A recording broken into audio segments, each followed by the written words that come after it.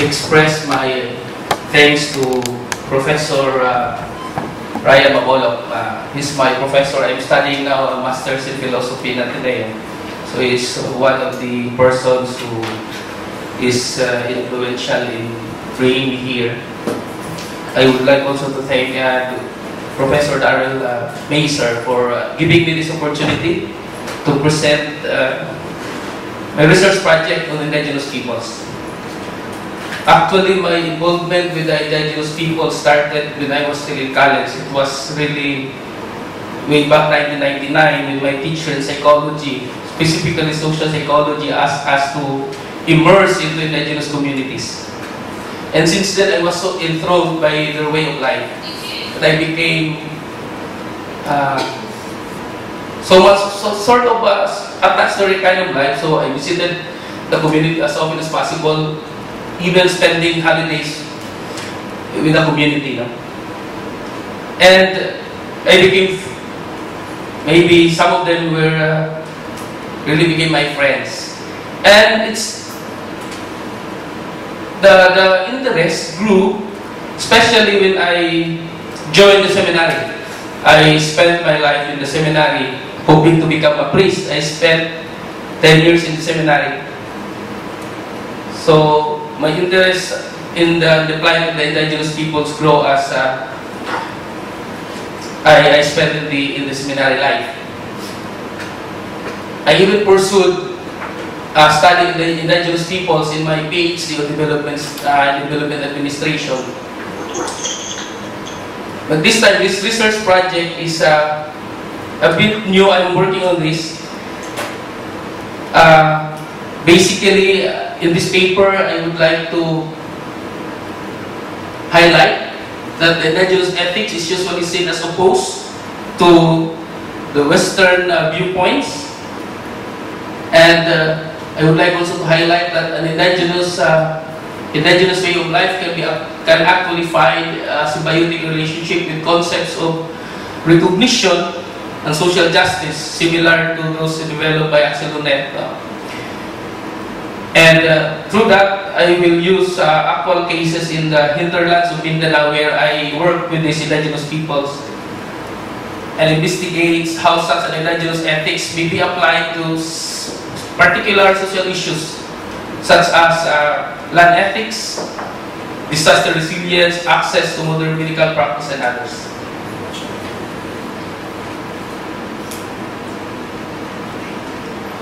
So, as I said a while ago, my interest towards the plight of the Indigenous peoples, or IPs, we call them IPs in the Philippines, particularly in Mindanao, grew as a result of my different engagements with the IPs during my seminary formation, as well as my work as an educator this time.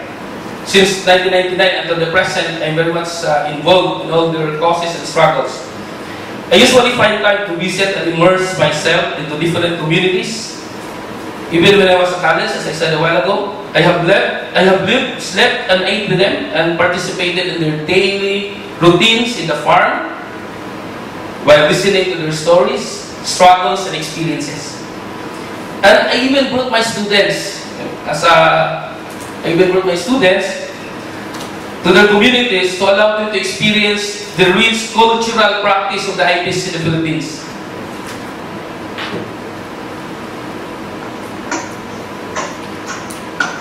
What are you calling today? Okay. So in this project, I have to situate the background that basically the Philippines is a colonized country, and the impact, one of the negative impacts of this colonization is that this enfranchisement or marginalization of the Indigenous peoples. And I'm working on this project now of developing this Indigenous ethics because of these three.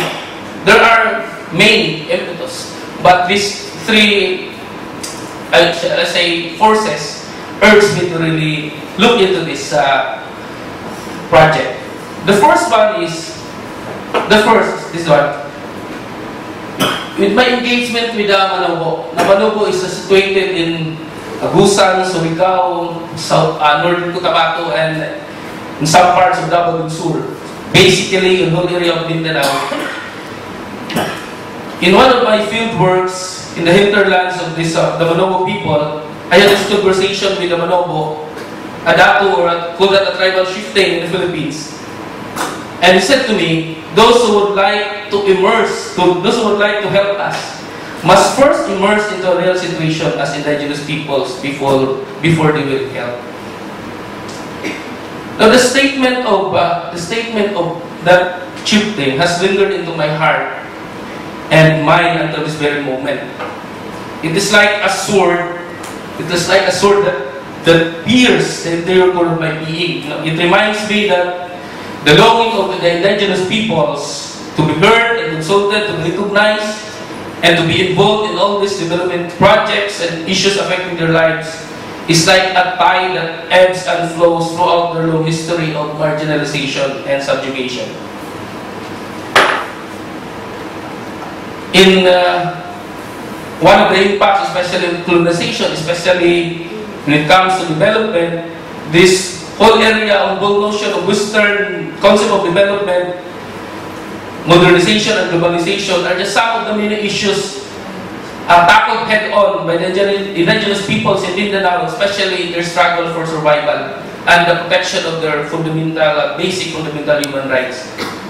This Western paradigm, which advertised so much this concept of modernization and industrialization as a rising tide that will lift all boats, have often resulted in the destruction of indigenous people's political, economic, social, cultural, education, health, spiritual and knowledge system. That's why, in my encounters and engagement with the IP, there have been projects in Mindanao implemented by the government and even partners, some foreign multinational companies. But these projects, with the hope that these programs and projects would bring improvement or development to indigenous peoples and their communities. But ironically, instead of bringing development to the indigenous peoples and their communities, these projects destroy their lives and the very core of their lives, the environment. That's the reason these projects encountered resistance and criticism by the IPs themselves, because they were seen to be inappropriate and not need-based and not a good reflection of their worldview, philosophy, value system, cultural practices, and traditions. Many IPs in Mindanao claim that most programs and projects implemented in their territories have often resulted to problems like environmental destruction, cultural disintegration, and human rights violation.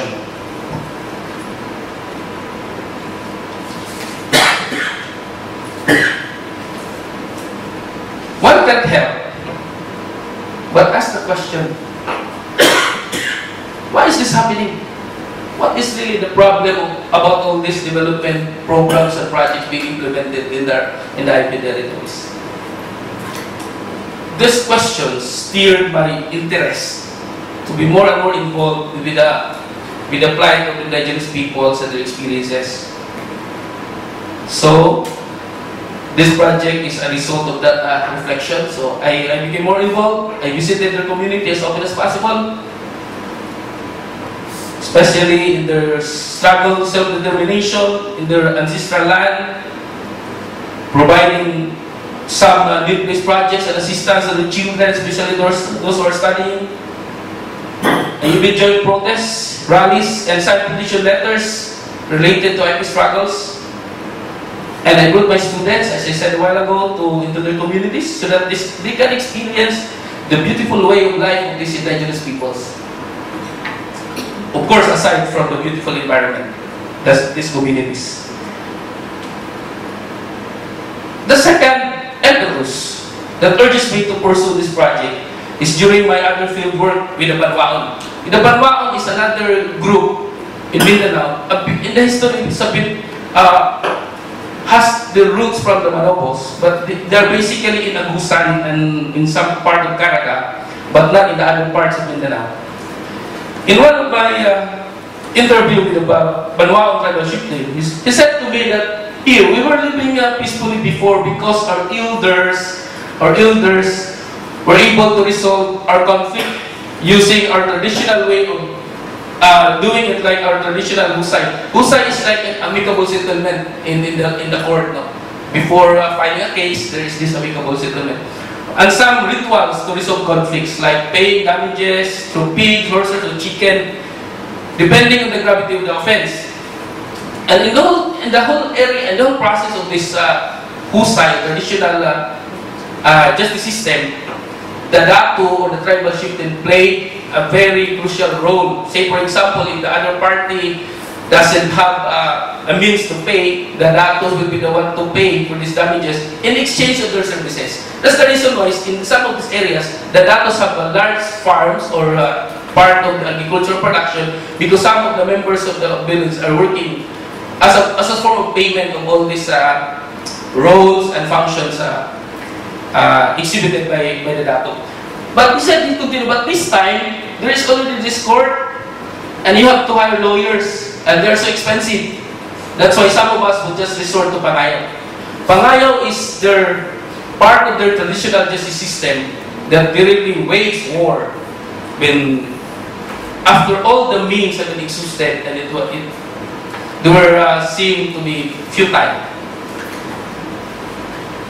And normally, when there is pangayaw in the community, there is disruption in their daily activities.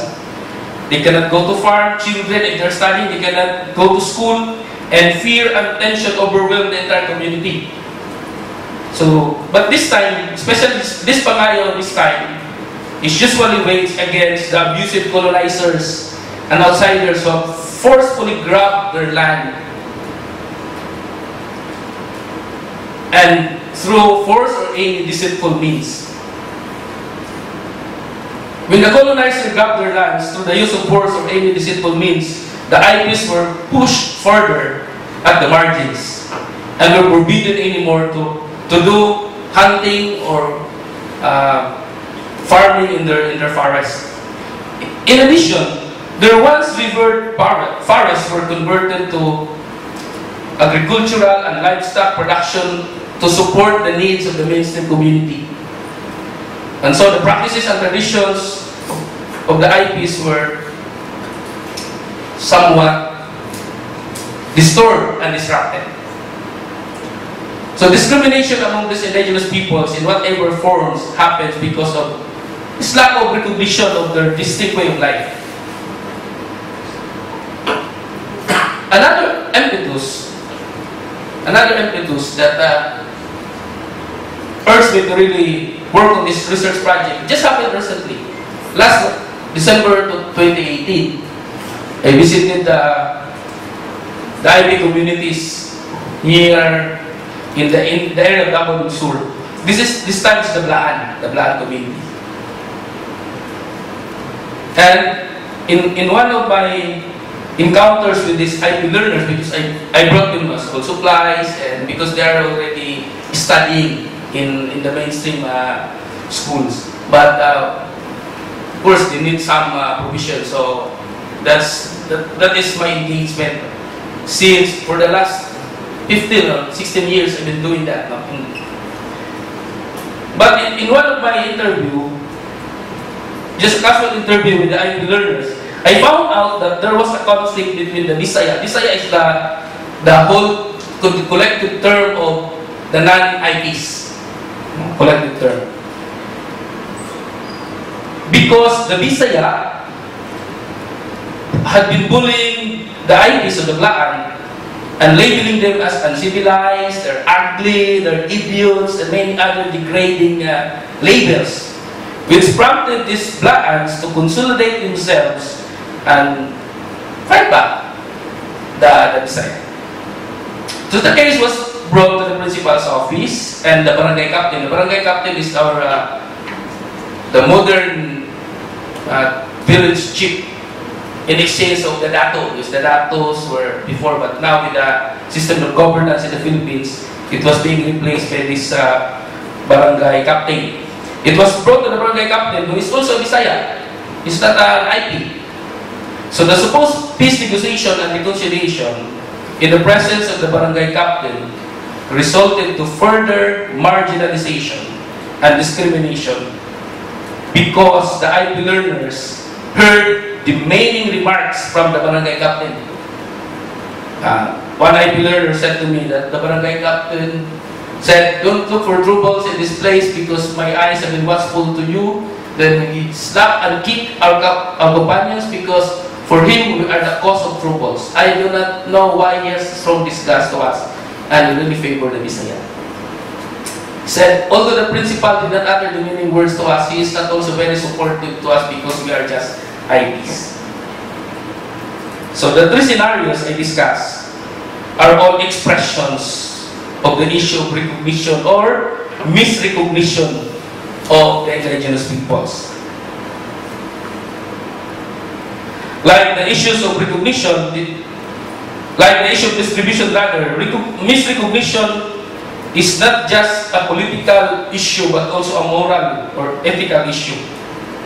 So a struggle for recognition is standardly both a challenge to the prevailing rule or norm of intersubjective recognition and a demand for another rule or norm of recognition by a group or groups of citizens against those who oppose the proposed change and defend the status quo. The indigenous peoples have been subjugated, marginalized, and misrecognized for so long because they belong to a minority group. They have been discriminated by the lowlanders or the settlers or the Bisaya and the foreigners, especially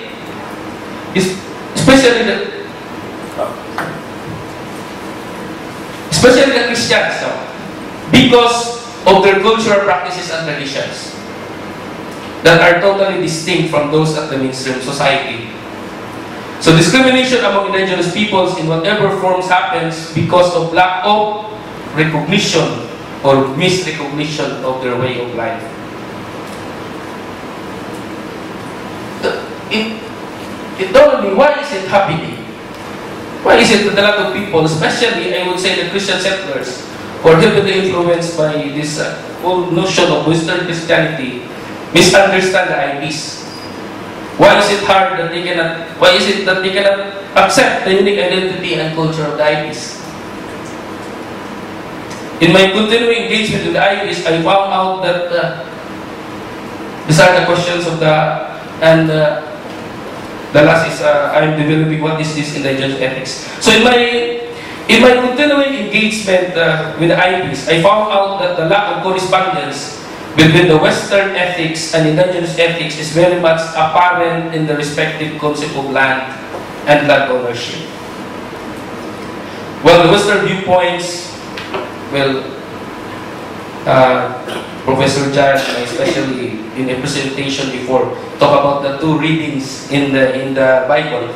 But the Western viewpoint is influenced by Christian tradition, viewed as a means to an end. This whole Abrahamic concept of land, that the people should be the apex of creation and the master designer of the land. Therefore, he should use all his intelligence and maybe science and technology to really develop and design the land. So a master designer of the land.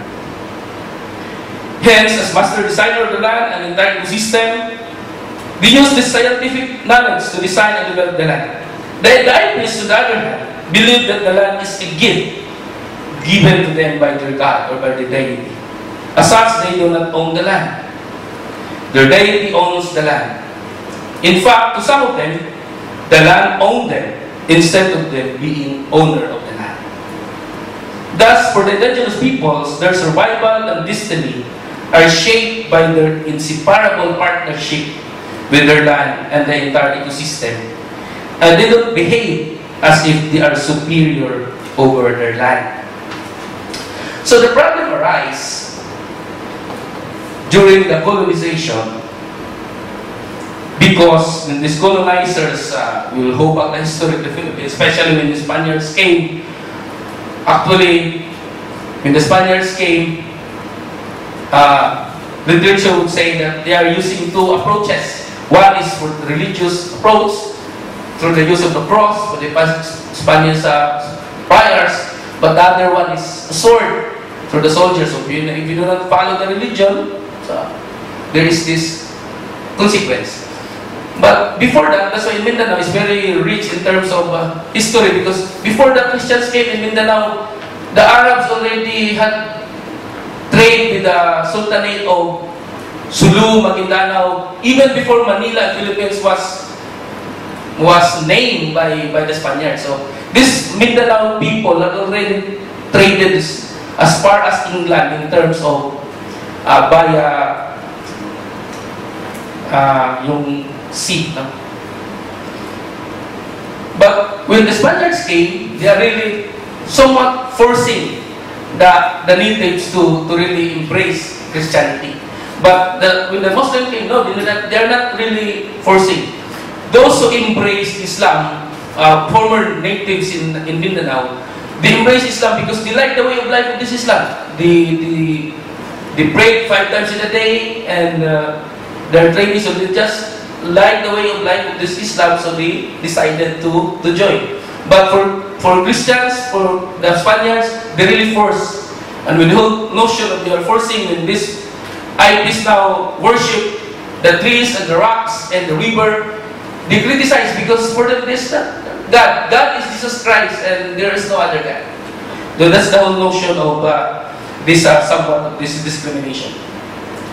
So, and this notion of land, especially when Spaniards came, is in the concept of regalian doctrine, that all lands in the Philippines belong to the King of Spain.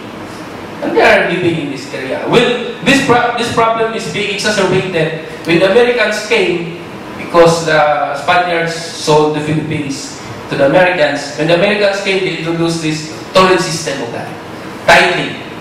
They invited settlers from other parts of the country, Manila, Luzon, and Visayas, to come to Mindanao. The whole area that Mindanao now is a land of promise, and they promised that they can own the land through this piece of paper. But this land is being built and lived and utilized by the indigenous people. So what happened? These indigenous peoples are pushed farther and farther into the hinterlands. So, in terms of what is really this ethic, this is still an ongoing project. For me, the indigenous ethics is heavily influenced in their concept of land and in their struggle to keep their ancestral lands intact and sacred. So in the previous section, I mentioned that for the IPs, their lands are not only the source of their lives, but also their cultural survival as distinct people. It is in their land that they perform the rituals. Here in this section of the presentation, I will highlight 2 indigenous practices that are closely linked with their concept of good. And these practices they cannot be separated in the land. So the first practice, in terms of this developing indigenous ethics, is their traditional healing. Yesterday, there was a presentation of traditional healing from the Aitas. This Aitas also from Luzon. But here, you have traditional healing from the IPs in Mindanao. This traditional healing is being performed by their bylands. Actually, the indigenous peoples have their social structure. They have the dato, the leader. They have the bahani, the warrior. They have the bylands, the healer. They have the walian, the priest. So, those who perform the healing are the bylands. The bylands are believed to have abyan. What is this abyan? The spirit guide. This is somewhat, they have this other being. They can communicate to the other being who will assist them in their works of healing the sick members of the community.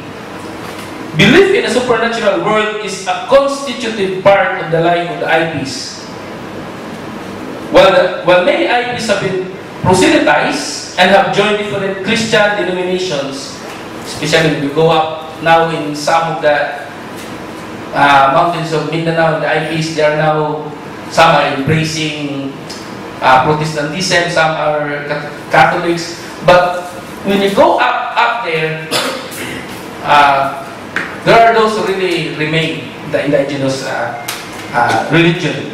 But even those who became Christians practice their or retain their indigenous beliefs and practice, such as the holding of the rituals.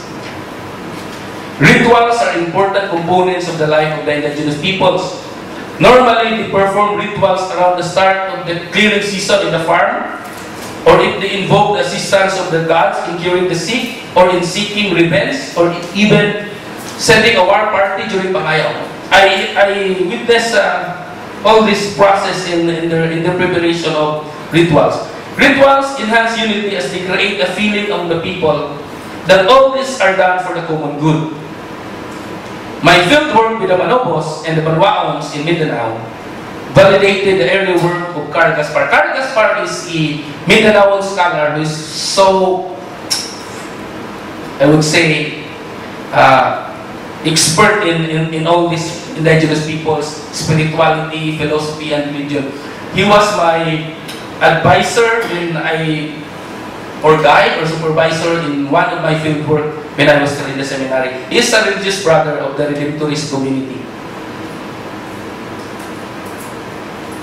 Gaspar also claimed about the role of Abyan in the traditional healing practice of the IBs. Some Baylan claim to have 2 Abyans. They have 2 spirit guides who are sent to them by their God. And through the assistance of their Abyans, the Baylans were able to cure the sick. One Baylan, or the healer in the community, even claimed that when she does the healing, it is the Abyan, it is the spirit guide who give her the instructions, as well as the materials needed. Thus, it is important, now this is whole concept of land, it is important for the IPs to protect their land and the forest because it is there that they can get the plants and other materials needed for healing the sick. Actually, their land is their stage where they can perform all these cultural practices, the rituals. That's the reason that their ethics is closely related to land ethics.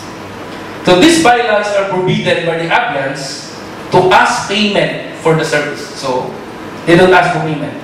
It is very clear that these bylaws are performing their duties as healers because for them this is the right thing to do, and they must do to promote the common good and to preserve the community. Because of this practice, the Ipers were able to live and survive as a distinct people for so many years, despite challenges. However, these indigenous ways and practices are being threatened or extension with the dawn of globalization and modernization. Many people nowadays do not recognize the effectiveness of this practice because many people, especially the lowlanders, not the members of the community, because they trust so much on the medically and scientifically trained doctors. What makes the matter worse is that these IPs, these bylaws, were discouraged and even forbidden to practice their traditional healing methods by some health workers in the government. So I witnessed an occasion during my field work when the health workers from the Department of Health in our country exhorted the community to have their checkups, medical checkup in the barangay health centers. While the intention for the health workers for doing such work is noble, they are born out of a kind of bias against this traditional practice that has helped the IPs since time immemorial. Because for me, forcing these IPs to embrace their scientific way of doing things means that the IPs have to go down from the mountains to go to the nearest barangays where the health centers are located, and have to wait until the midwife or nurse will have their duty. Sadly, in these areas, midwives and nurses have their intermittent schedules of duty due to circumstances which are not difficult for us to understand in the Philippines, given the kind of government that our country has. In fact, in my experience, in my travel, I was able to reach this farmland area for 3 days. It's very expensive. You have to hire all these This is for 3,000 each. Of course, I cannot travel myself, so I have to have companions who are also some of these educated IPs. And it took me 3 days to reach the community. And even then, when you arrive in the community, there are those who really did not go down. They cannot recognize toothpaste, candies, chocolate. So they cannot recognize. They don't see this in their life. And forcing these IPs to go down also is really, for me, destroying the culture of these indigenous peoples. Another area of this traditional healing practice, diabetes, were mainly lowlanders who are scientifically trained by Western mode of education found, or especially with educated with West and Western Christianity, found this practice of diabetes objectionable, especially in the concept of the Bioethics, or the spirit guide. Many Christians found this word because they have been taught that there is only one God, and that is Jesus Christ. Of course, the Christians, I'm studying theology also. The Christians, we have these saints, we have this, but they are not believed to be God. They are just means to reach this God. I suspect it's not about the religious practice of believing in Abyan that define it objectionable, but for me, it's because they are IPs. This is their bias against this group, that because they're IPs, they are not entitled to assert their belief and their right. They are considered as second-class citizens of the country. This is a clear example of lack of recognition or misrecognition that Hunet is talking about. Hunet discusses 3 spheres of recognition that individual must experience in order to have this self-realization. Hunet is reading in terms of social justice, a very personal and psychological reading as compared to Rawls, which is focusing on the institutions. The first sphere is in the individual's intimate relationship with others, where love is formed as a result of this symbiotic relationship with other people. The second sphere is in the individual's legal relationship or individual's relationship with the state, and how the state ensures them equality with the law or legal equality. The third sphere, according to Hunet, is in the individual's social relationship, where merit or recognition of their special contribution to the society is experienced, thereby enhancing their self-esteem. So in the first sphere, the IPs didn't experience genuine acceptance from or love from the lowlanders. Instead of love, which is expressed through genuine acceptance, recognition, they experience manipulation, discrimination, and bullying. In the second sphere, though the Philippine government has crafted its IPRA law, Indigenous Peoples' Rights Act, since 1997, this law still basically in papers, but not in the actual practice. In fact, because of this law, this is called the government has instituted the NCIP. NCIP is the National Commission for Indigenous Peoples.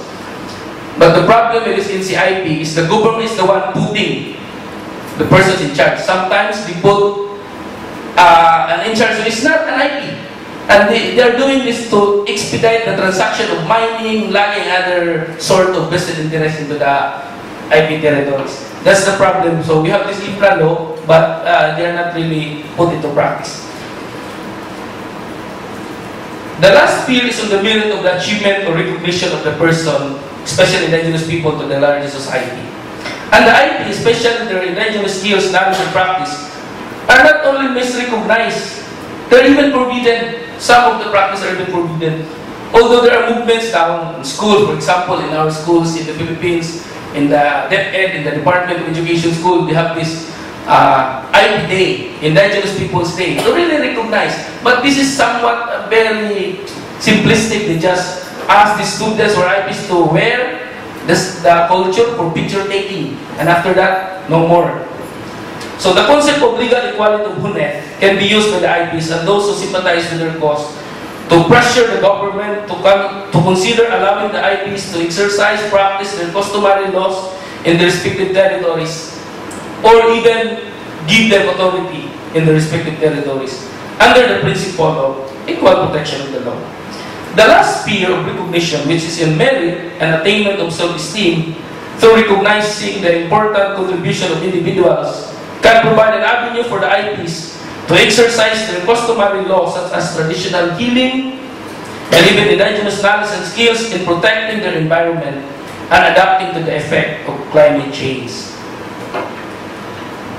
These practices can also add to the literature about climate change, adaptation, and mitigation using indigenous knowledge. There have been mga literature this time considering this indigenous practice in terms of really adapting to climate change.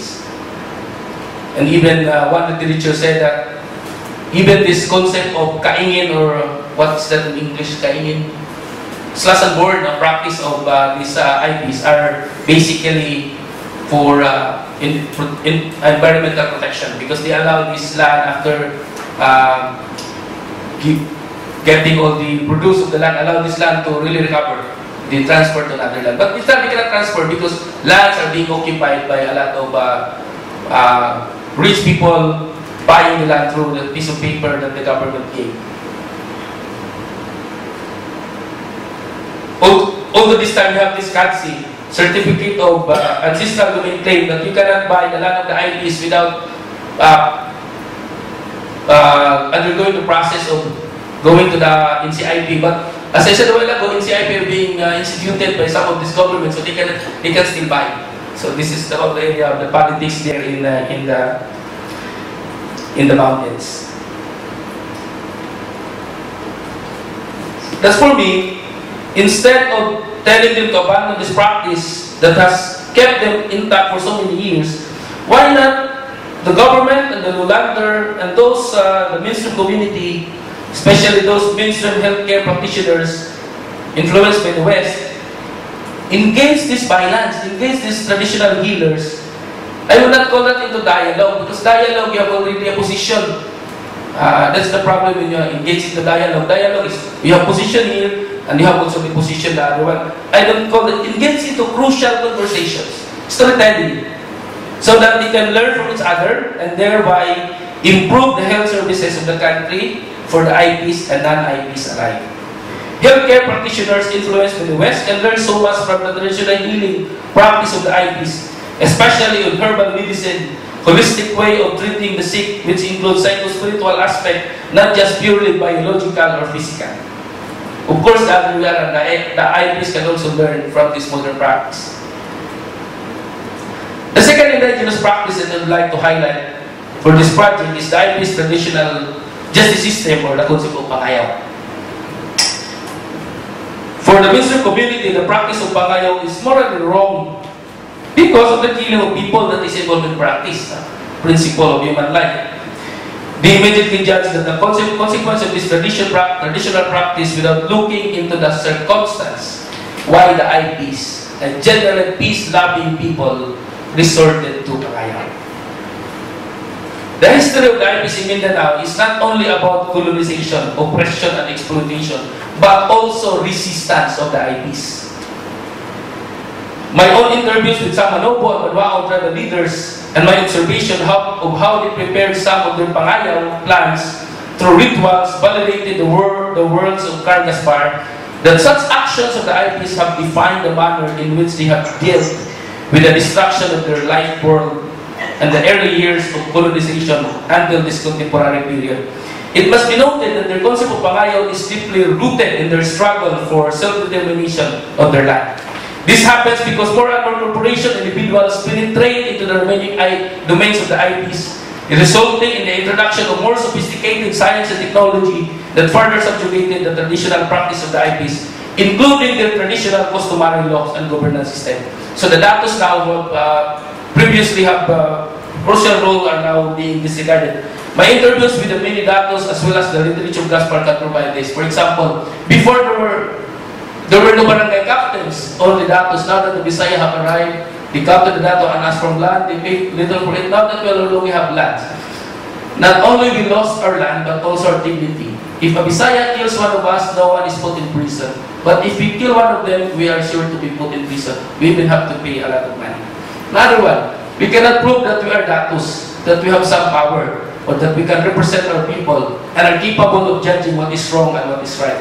What can we do? Faced with someone who does not know and recognize our ways, but who is more powerful, we can get killed and be arrested for things that are not crying for us. We can get arrested for nothing at all, because there is nothing we can show to prove our stand as status. My own fieldwork with the Manobo and Banwa also proved that another cause of the disruption of the life form of the IPs is the diminishing competence of their datos to resolve issues related to ancestral domains. So I have to reiterate that all these indigenous practices are deeply rooted in their land. So in one of this, one of my conversation, one dato said, we only borrow the land from Manama. Manama is the name of their God, who is the real giver of land to us. We die and leave the land to our children and grandchildren, and they will be the one to borrow the land from Manama. It was on this basis that I, as a dato, resolved conflicts related to land. Now I am helpless since I have to depend on this law of the Bisaya. All of us have to depend on this law, which we find very difficult to understand. So I also presented this before. For me, it is very clear that the coming of the colonizers systematically distorted the IP's rationalization because of the sheer pervasiveness of the Western-dominated rationality that promoted a kind of discourse that growth can only take place through a kind of manipulation of the physical and social environment and not paying attention to the promotion of self-conscious reflection about values. Because of this estrangement, the IPs tried to grapple for support from the lowland authorities, especially the loss and destruction of their ancestral land. But many of these attempts were proven futile. Thus, the wage Pangayaw was their way of avenging the injustice inflicted on them. As you can see, Pangayaw is their last recourse. They are peace-loving people. Had they given authority to resolve land conflict, and the lowlander respected their traditional governance system, there had been peace and harmony in their sacred territories. So for my sort of conclusion, in today's world, claims for social justice are increasingly divided into two types. First, and most familiar, are redistributive claims, which seeks a more just distribution of resources and wealth, and maybe opportunities. The second type of social justice claim is the recognition, which has a goal in its most plausible form, a difference-friendly world where assimilation to majority or dominant cultural norm is no longer the price of equal respect. For Hunet, the struggle for social justice has its roots in the struggle of recognition. Hunet conceives recognition as the fundamental overarching moral category and distribution as its derivative, and reinterprets the socialist ideal of redistribution as a sub-variety of the struggle for recognition. Thus, for me, justice for IPs requires both redistribution and recognition. Neither alone is sufficient. The question is how to find a single comprehensive framework that should integrate the two. In this paper, I highlighted two indigenous practices that need to be recognized and respected. These practices are so much interconnected on their concept of land. So without their land, where herbal plants and other elements are present, traditional healing won't prosper. Their concept of Pangayaw is also deeply entrenched with the issue of protection of their ancestral land, which is the gift of their God to them. So the IP's concept of land found resonance with Aldo Leopold's land ethic in the West. Aldo Leopold's land ethic affirms the inseparable relationship between the people and the land, and that the land is a community of beings. The land ethic between the people and the land ethic of Leopold and the deep ecology movement in the West, and the indigenous people's spirituality and ethics in the East, especially in the Philippines, need to converge to give harmony and rhythm to the song that human beings have to sing to have this healthy and productive life. For me, this song is a relationship to self, others, nature, and God. This interconnectedness, this relationship, this song, we might have different tune, written melody, but if we one definition of person that I read in some of my theology reading before, I forgot the author, but person is to sound through. To be person is to sound through a certain divine within us. So God within us, or goodness, if you don't believe in God, it is goodness within us. So this goodness within us is a rhythm that will provide this kind of song that we need to sing and to produce in order to have this harmony in, especially in the land or in the IP communities. So earlier this morning, before you will ask something or you help me or you help me in this whole project, I learned in one of my exposure with IPs, I learned a traditional song, a traditional dance. And because they are Christianized, they interpret this John 3 verse 16 of the Bible, the Christian, into a manugo. So I asked Professor Darrell if I can perform. No, you can help. You will also. I will introduce this, and of course you will also perform. It's very easy, no? So, all of us know that. Not all of us. Some of us, I think, especially in the Bible. In John 3 verse 16, for God so loved the world that He gave His only begotten Son, that who shall believe in Him shall not perish but have eternal life. So for the manugo, God is ginawa manama. Manama is their God. God loved the world. Ginawa is love. Because of this, in His ingit, because of this, He gave His only begotten Son. Tingin kinikin bagay din and His anak. Anak, it's a son. Those who believe in Him can pamintuha sa akin din, will not perish, deri kakarin, but have eternal life, taman sa taman, forever, everlasting. So I will sing. The tune is very simple. Then after that, I will introduce that. Would that be alright? Yes. Okay. I will introduce the action. Ginawa akman nama, inisingit. Ginawa akman nama, inisingit. Tingit kini bagay din, andi sanat din. Kandet kin pamintuwa sa kanden. Dirik kata din. Taman sa taman, taman sa taman, taman sa taman, taman sa taman. Can we sing a by line? Okay. Ginawa akman nama, inisingit. Sige.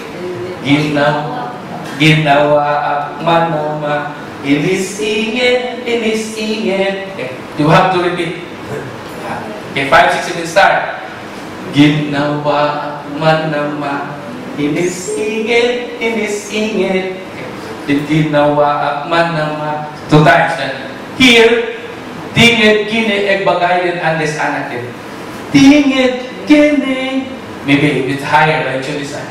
Tingit kini bagay din andes anak din. Tingit kini andes anak din. Okay? Kandeting pamintuwa sa kanden. Pamintuwa sa kanden. Then dirik katarin. Dirik katarin. Taman sa taman, purple times. Taman sa taman. Sinchul. Taman sa taman. Okay. So normally the IPs they have this stamping of the feet because they are climbing up the mountain, so they need to really have strength exercise. So they are stamping the feet. So you want to say, ginawa then manama, inisingit. That's their ginawa then manama their God, then inisingit. Just like this. Yeah. And then because it's twice, so ginawa manama, inisingit. Then just like this, ingit. Kini, cross, igbagay din, then carrying the baby, and this anak din. Then, kandid, kinpamintuha, sa kandid. Then, clap. And, diri katarin, clap. Then, taman sa taman, then, 4 times. This will right, can you stand and then we can demonstrate? Come in the middle. Yeah. We will do it slowly. Then just for the next one. It's alright. Yes, it's okay. Come in the middle. It's alright. It's okay. No. Don't even know it's okay.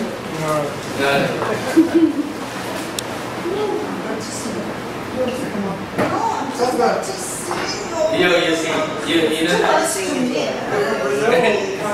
Yeah. Come. So you can have a taste of my experience with Indigenous peoples. You can. Yeah.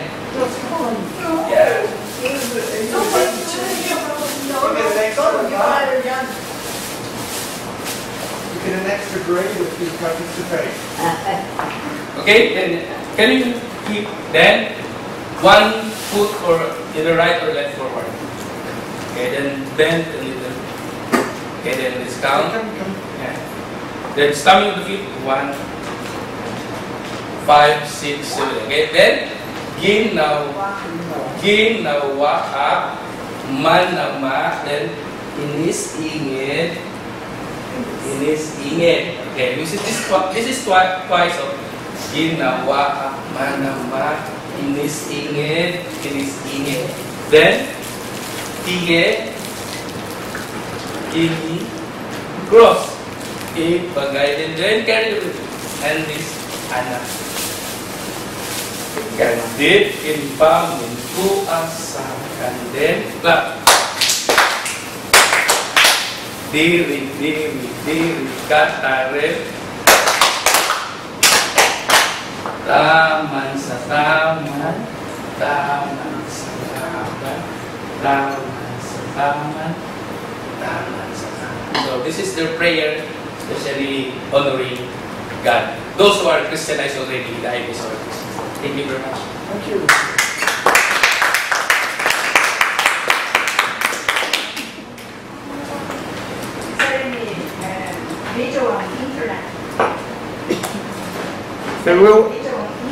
There's going to be a video on internet soon. No, sir, I just took it.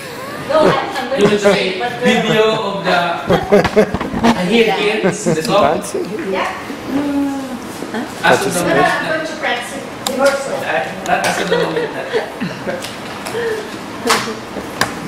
Thank you very much, Rogelio. So, floor is open for questions.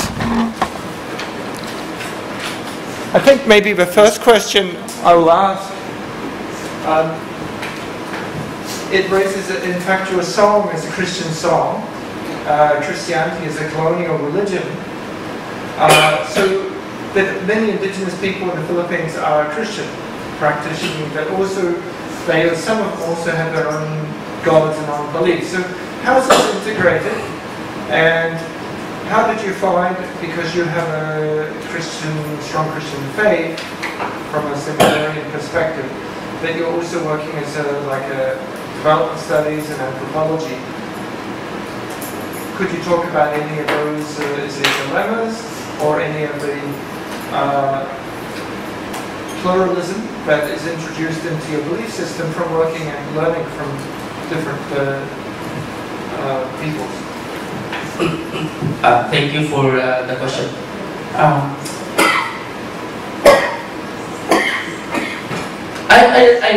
I didn't find any difficulty in terms of integrating this, and in fact, in my experience, even if I'm a Christian, this is what I really found out, that the IPs really have this deep spirituality that Christians should also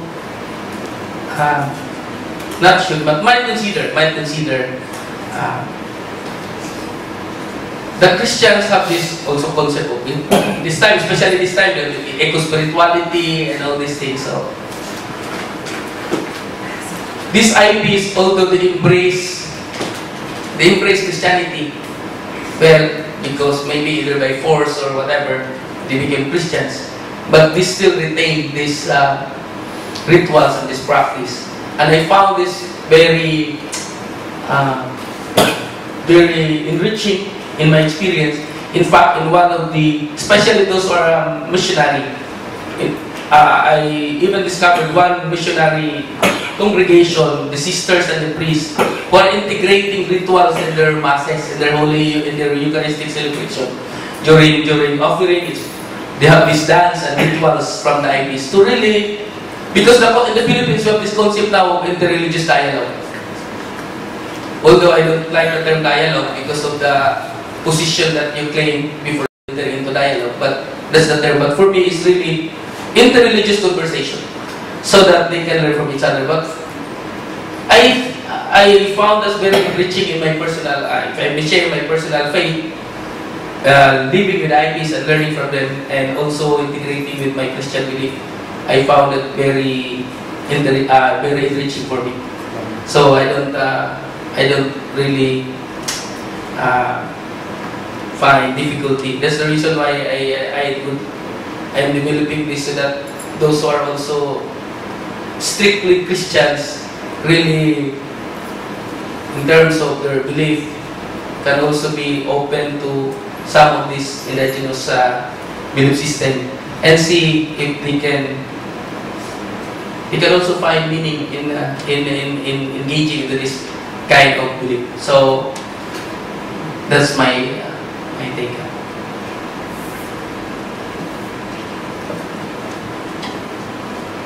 Yeah, thank you very much. I think that's been one of the interesting things for us in the American University Sovereign Nations, is working with the influence of colonization on belief systems of indigenous people, and also then on terms of the process of research. The researchers often, they may come from a secular perspective and are trying to think that they can have independence of study in order to study belief systems. But the belief systems, if you truly want to understand them, have their own spirituality, which is interesting as well. And when we question the values of life, of what's the meaning of life, why do people make the choices that they do, obviously many of these are related to their own belief system. And so thank you for the dance and the song that we just enjoyed. Other questions or comments? Please, again, Carla first, and then we're coming up here because Mike is better for our participants. I just wanted to say thank you so much, because I'm not aware. I have Philippine friends, and in having been in Hawaii and a chaplain in Hawaii and working in Hawaii, I'm aware of the community, but I was not aware of all the indigenous cultures and the whole complexity of cultures, and certainly the extent of Western colonization, which we find in so many countries across the world, and then the complexity of appreciating the crisis that our world is facing right now, which is respect for land and life, and that which gives us life, and the politics involved in domination, and of course in America also the whole thing of the people don't believe what we can, the doctrine of domination that took over America. We're facing very similar things in the States. So thank you so much for enlightening us with these, at this crossroads with the Philippines. Thank you. John, please.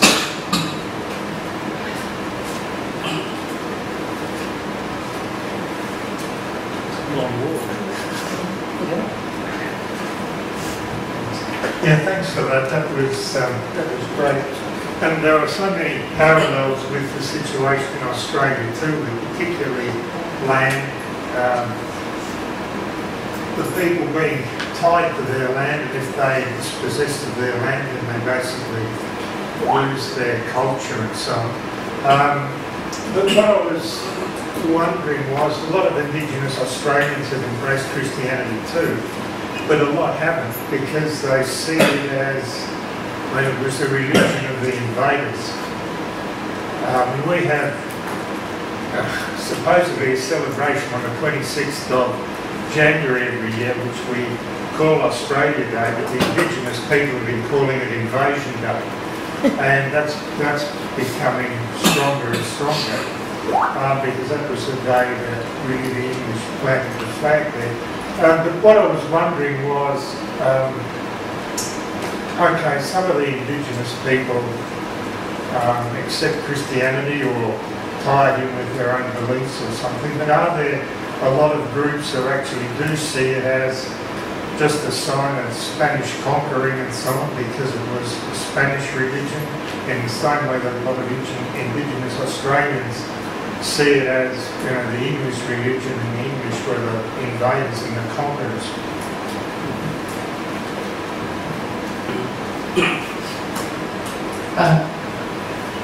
One whole reality in terms of why they are embracing also Christianity, because when the Christians came, they also have these provisions of some goods. That's the reason why they just want to really to be part of this religious group, to avail of these benefits. But they retain really their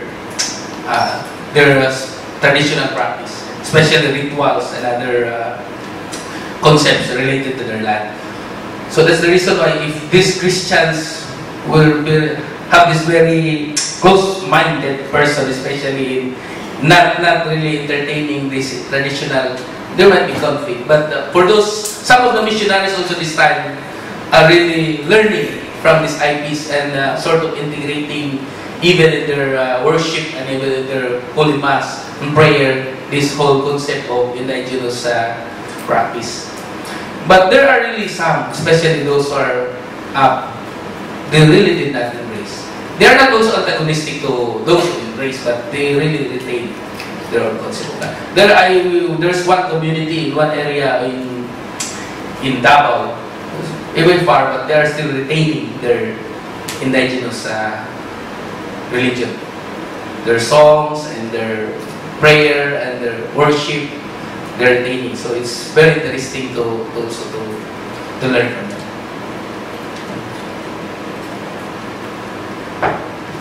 Other comments or questions? Okay, well, thank you very much for excellent presentation. Thank you, and I'd like to invite Ryan. Ryan will be presenting next, and Ryan's presentation is also in the program booklet. You can find a full paper, and the paper is on practical ethics and the principle of merit and its implications for disability rights.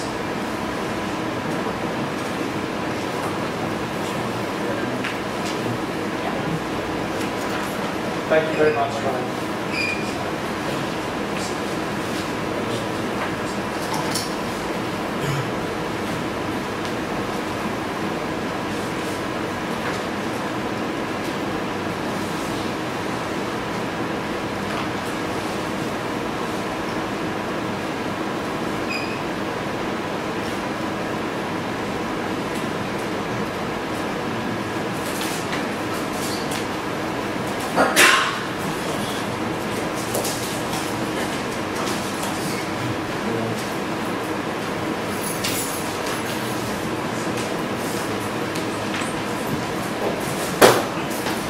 Pleasant morning to everyone. It is an honor to be invited here. I first met Professor Racer some 14 years ago. That was 2005. He was UNESCO advisor then. I was very young at that time. I did do graduate studies, so I didn't really ask questions during conferences. I did my applied ethics graduate studies at Linköping University in Sweden and at the Norwegian University of Science and Technology. And I also had training in democracy and governance at the Konrad Adenauer Stiftung in Bonn and Berlin in Germany. My interest really is on social justice, and so this is quite different from what Rogelio has presented to you. Well, he is correct. I am actually his teacher, although I look younger. And in Mindanao, actually, it's a big island. There is only one school that offers masters in philosophy. So that we have this huge responsibility of training, college teachers so that they get their master's degree. I've been teaching in the philosophy department at least on record for 22 years. But the actual teaching thing is actually like 14 years, because most of the time I am out to do graduate studies. I'll be doing a presentation on practical ethics and disability rights. Okay? I actually changed my PowerPoint presentation last night. I thought the previous presentation was rather boring, so I had to put something like this. And if you might realize later, I'm trained in the liberal tradition, so I'm kind of more Western in terms of approach. Although I appreciate and I understand what the indigenous philosophy is, I'm more interested as to these issues that bother human beings, individuals, questions of freedom, questions of justice, and certainly questions that refer to the dignity of individuals, especially those young adults who suffer from mental disability, noticeably autism, for instance. So, my presentation will criticize the concept of merit. I suppose if we are to understand our role in society, of course, we will have to put up some kind of a vision in terms of a society that is just. But there is, I think, a problem with the presuppositions of John Rawls, because in the theory of justice, he actually puts aside the issue of disability. Because the very starting point of any agreement, I suppose, one that is rooted in the Renaissance period, has always been human nationality. Meaning to say, people must be capable of making moral claims. And in that sense, they must be rational agents, they must be responsible human beings. And so this precludes, I suppose, those individuals who are incapable of making judgments. And yet, if we are to realize a society that is just, we cannot put aside these people. Because, incidentally, the United Nations, for instance, report that there are some 500 million people who suffer from disability. 10% of them actually have cognitive or mental disability of some sort. Now, why the merit system? It is the merit system especially because if we think of issues regarding justice, we deal with human individuals, human beings who have the capacity, human beings who are capable of rational judgment. And so therefore, the basis of success in society in that respect is the optimization of the use of my freedom. Meaning to say, I have to make the appropriate choice, the right judgment, the proper calls when I am to act. And yet, there are people who cannot just act. They cannot act because they are prevented from or constrained by, say, nature, for example, because of their inherent condition. And given that, what can society do so that it becomes more inclusive and in that regard, more respectful of the dignity of persons? It matters that we debate, for instance, as to the definition of human dignity. Well, as we might have read from literature, in Aristotle, he has this conception of human dignity that is based on the capacity to achieve eudaimonia. So meaning to say, it is important that people do have the ability, because insofar as he has that ability, he'll be able to realize his perfection, that inner perfection that will allow him to achieve the good life. But the idea of the good life, I suppose, is something that for Aristotle is always connected to his capacity to achieve. But there are people who do not have this capacity to achieve. And then you have, for instance, during the medieval period, St. Thomas, for example, Christianized Aristotle. Aristotle was a pagan, though he thinks that there is a prime mover.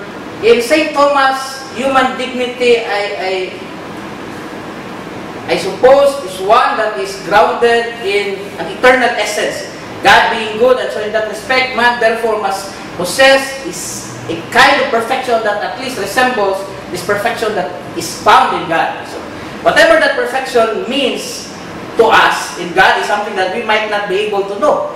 But because of this concept of analogy, for example, we suppose that there is something in us, something that is good in us, and since we are created in God's image and likeness, or I suppose if we do believe that we're created in God's image and likeness, now there must be, therefore, in that respect, some kind of perfection in ourselves that comes from God, being by participation.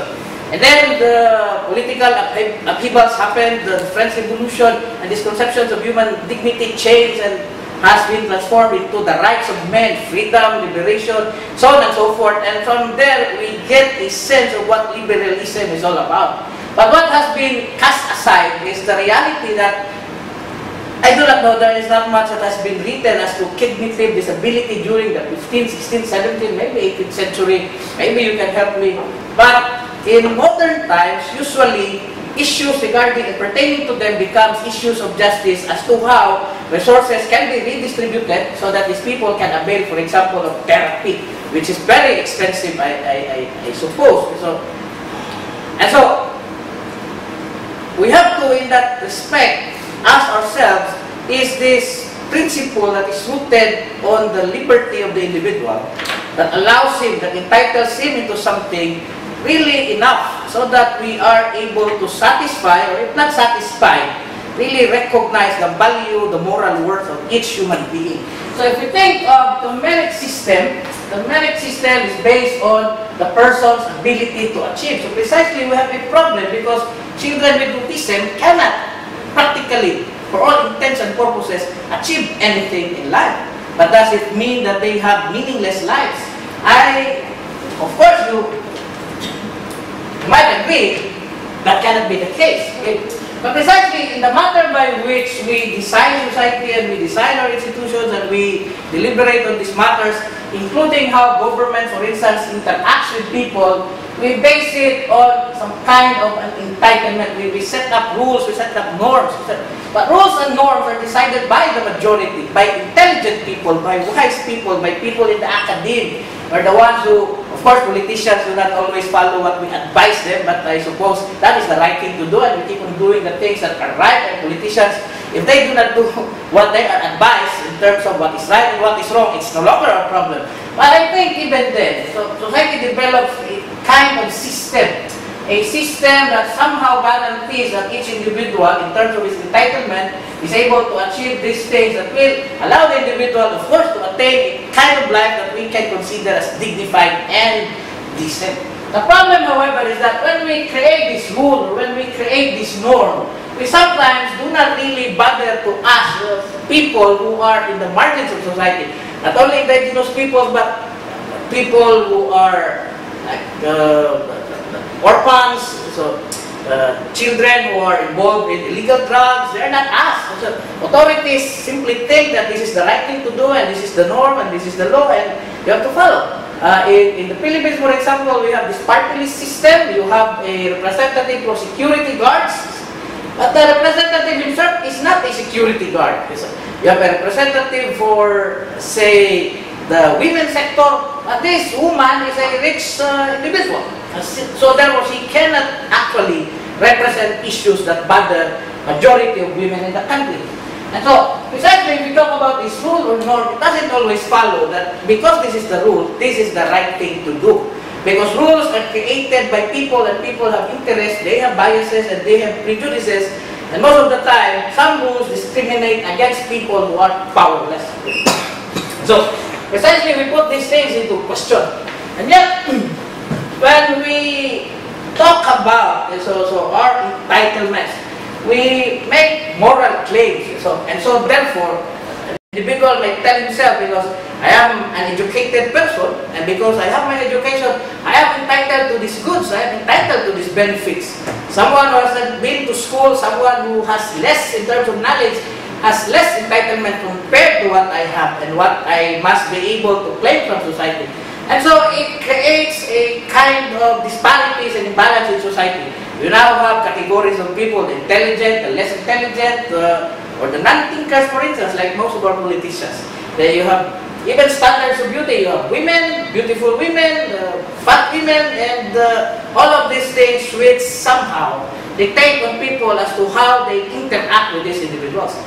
If you talk to a janitor, for example, you are less respectful when you talk to a CEO. It is as if the janitor is less than a human being compared to a CEO. And thus, these categorizations, for example, when you brand people or label people, say, as special, it is as if there is that kind of condescending attitude. So how do we, in that respect, erase this condescending attitude in society? Because no individual can really change culture, nor can an individual change bias or prejudice in society. And that is the case because our problems, according to Iris Marion Young, is actually structural. So the problem is with structures. So when we deal with practical ethics, for example, sometimes we talk about rules, we talk about relations, we talk about principles. But the problem really is institutional. So institutions, for example, instead of serving the people, they actually preclude people from enjoying their rights. For instance, educational system in our country. So I teach in, I suppose, the most expensive school in Mindanao. So, and I often tell my students that when you graduate, you will become the next oppressors of this land. So, because you will be working for conglomerates, you will be working for rich people, and as a result, consequentially, you will also be enriching yourselves. So, your school tells you that you're men and women for others, but in reality, that is not the case. So, that is just a cliche. So, and the reason for that really is that there seems to be, according to Young, a lack of fit. And so if we consider a person with disability, we have to understand that in the manner by which we judge these people, say for instance in terms of employment, there cannot be uniform rules. So for Brian Barry, it is enough that there are rules, that people follow rules. And so therefore people must compete for opportunities.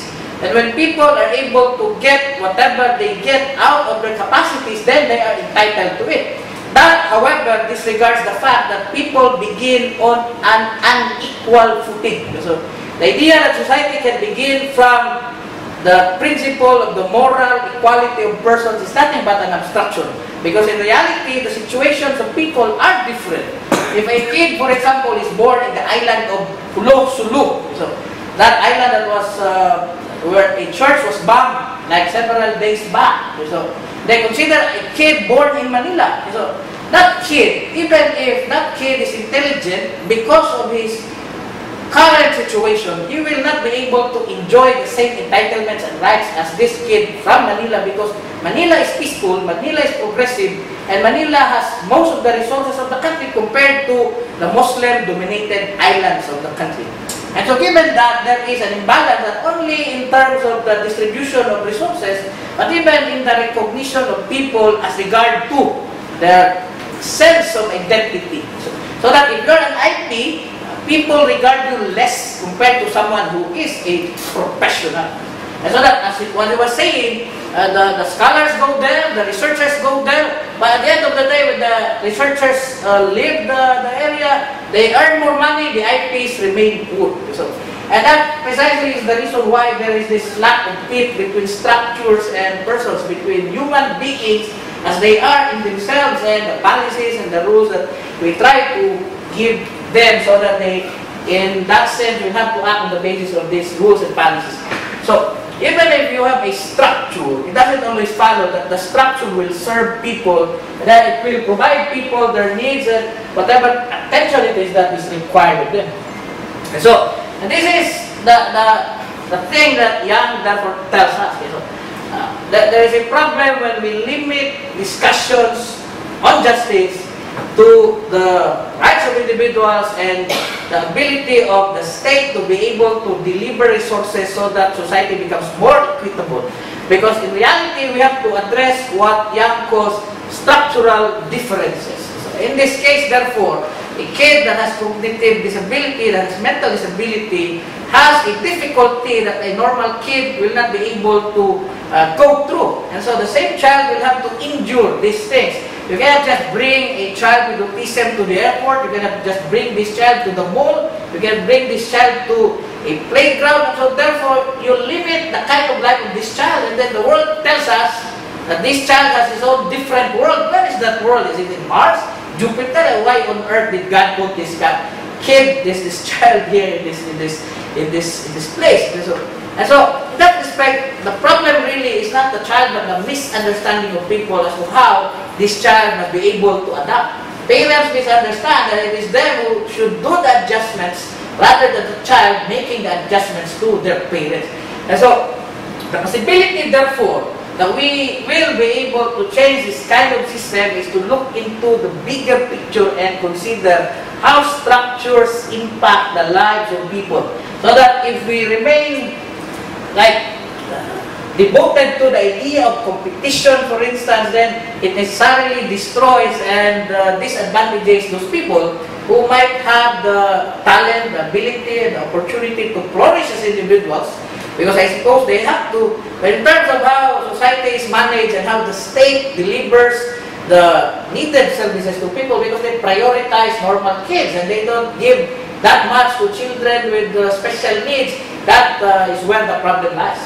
And the reason for that is, of course, there is a lack of understanding on the part of policymakers as to the actual necessities that these individuals have to be put into. And so, we were discussing rights a while ago. According to Iris Marilyn-Young, rights are not fruitfully conceived as possessions. Rights are relationships, not things. And so, there is this distinction, of course, between ownership and possession. So, it doesn't mean that I possess something, that I own it. So, I possess this suit, but I don't own it. My father owns it. I'm wearing this suit only because my wife told me that I should wear a suit when I give my presentation. And do I own my life? Do I own my freedom when my wife tells me what I should wear? I don't feel comfortable, but nonetheless, I'm still wearing this. So, what that tells us is that even if we confer rights on people, if the relationships of people is such that there is a party that dominates others, these rights are actually useless. So in the country, for example, you have a Muslim rebellion, and then you give them rights to governance. But if the state dominates, the central government dictates what these people can have in terms of resources, in terms of money and funding for development efforts, still these people will not be able to enjoy these rights, these autonomous rights that they are granted. And so in that respect, when we talk about rights, it's about the overall makeup of society and how people are able to actually enjoy in that respect. So realize the fruits of their rights. In the Constitution of the Philippines, you have what you call the right to education. But because the structure in the country is such that it is dominated by the elite that rule the Philippine state, these rights actually appear to be meaningless. So, insofar as people are able to enjoy these rights, because the relationships that people have is such that they have to consider those at the top who will eventually dominate them, and in that sense they remain exploited. Even if we say that a poor man, an IP individual has these rights to, for example, till his own land, but because dominant interests control government, then this interest can actually easily take over these lands. That will render the rights of these IP people meaningless.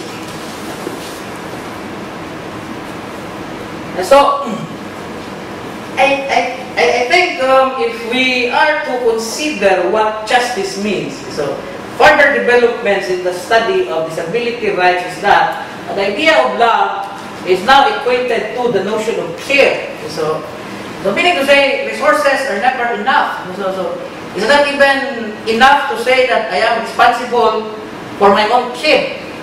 Because a mother will always think that a father has to pay for everything that a child needs. And that can be equated to being responsible. But if you really care about your child, then you should be there during birthdays, cultural presentations.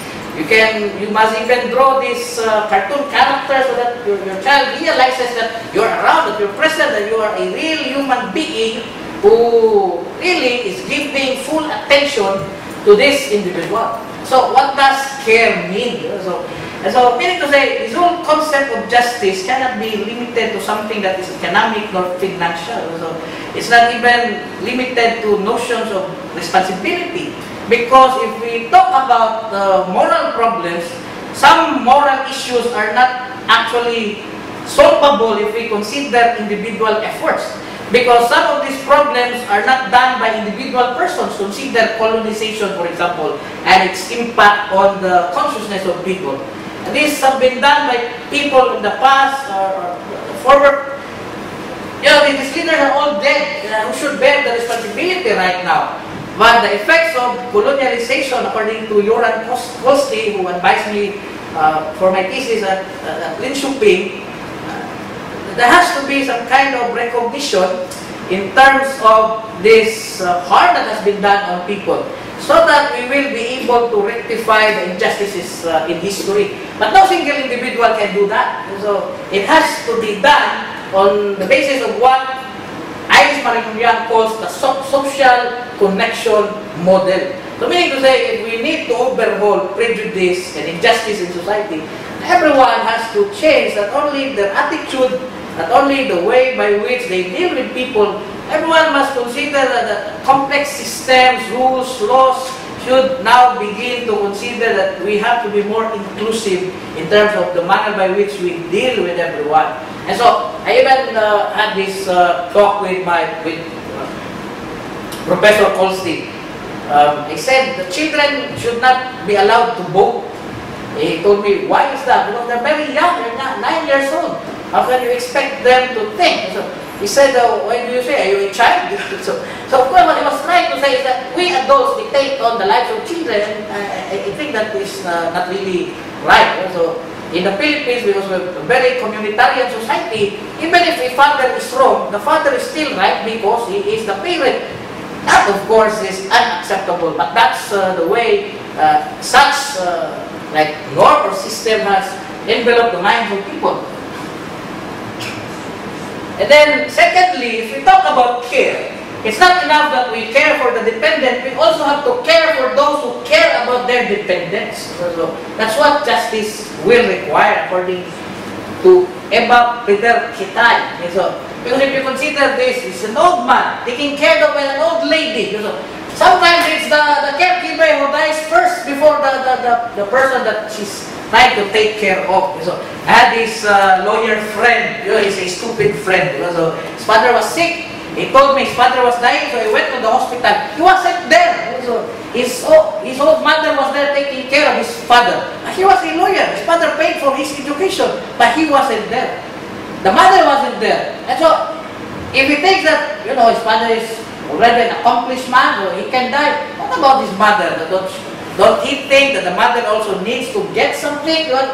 So that if the mother needs to go to the toilet, somebody has to take charge and take care of the old man. So, but these things we are not really aware about, because we rely and base our decisions solely on what we call individual responsibilities. But we don't talk about much in terms of social responsibilities or even institutional responsibilities. And so, this, I suppose, is rooted, all of this is rooted in what we call the problem of social exclusion. The exclusion of the disabled, the exclusion of IP people, the exclusion of LGBTs. And these things are systemic. And so, they are like unwritten barriers. Laws are important so that we might be able to address it. But more than the implementation of these laws, you need political will and the cooperation of society. And this is what the social connection model is all about.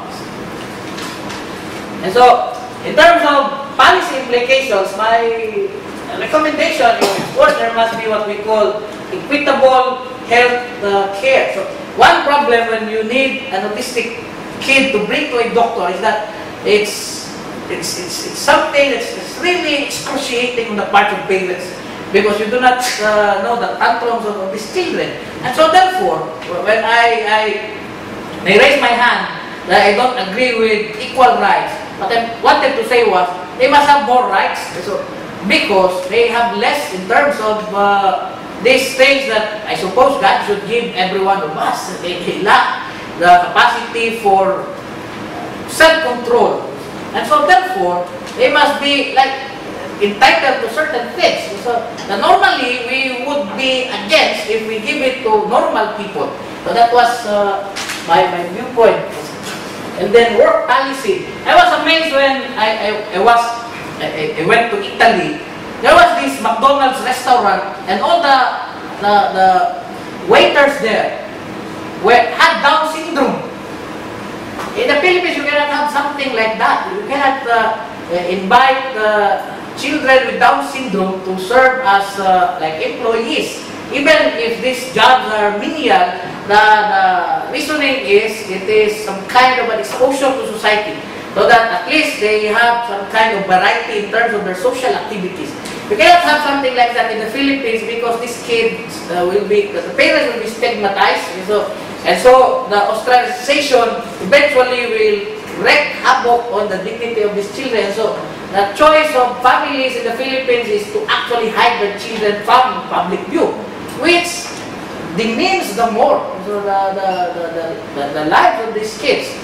And so, in terms of work policy, therefore, there must be opportunities. The biggest mall in the country is opening up, so they give programs, they train people, and etc. in terms of enabling these children so that children with autism can have their day at the mall. They even allow them to watch cinema, and only them are supposed to be present in cinema because you cannot invite the whole public. And then they have one full show every month so that they can watch these movies. But these things are very little things. Society will not change if we just rely on the charities and generosity of people. We really need just rules, just principles, and just procedures. Because you cannot rely on the charity of individuals. Charity can only result to something that is ephemeral, but it will not change the world. So really need, because this is something observable. We have best democracies. We have countries that have been efficient and effective in terms of the delivery of those things that will require the state, so that people can have a better life. I suppose it can be done in countries where people are less attentive to the needs of people, that we actually have a problem. And then fiscal policy. So imagine in the Philippines, Sian Institute of Management revealed in a study that only 0.1% of the national budget and only 0.02% of the GDP have been allocated to programs that cater to children with disabilities. So that precisely is one big issue, because if you need to address this kind of social malady, then you need more resources. One exemplification for that is public schools that offer free education to special children. They normally have something like 40 to 50 children inside the classroom. In private institutions, it's always one-on-one, but you have to pay per hour. In government-run institutions for special kids, they have overcrowded rooms and they lack resources and many of these things that are necessary. And so therefore, it is doing lip service on these individuals. I asked the most powerful man in our university, because it's supposed to be the biggest university, it has the most money, it has the tallest building in the island. Why don't we offer education to special children? The response was cute. What was the response? No, because we will not be earning anything if we do so. And that is the reality of the world. We consider people as important only when they are economically productive. With that, thank you for your time and attention.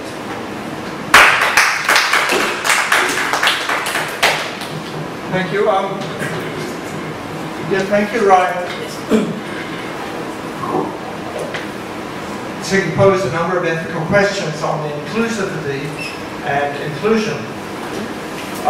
Following up your last point there, it's interesting that in some governments they provide government assistance to organizations, be they schools, institutions, employers, to employ so-called disabled people who are working in some category. And they get actually government support.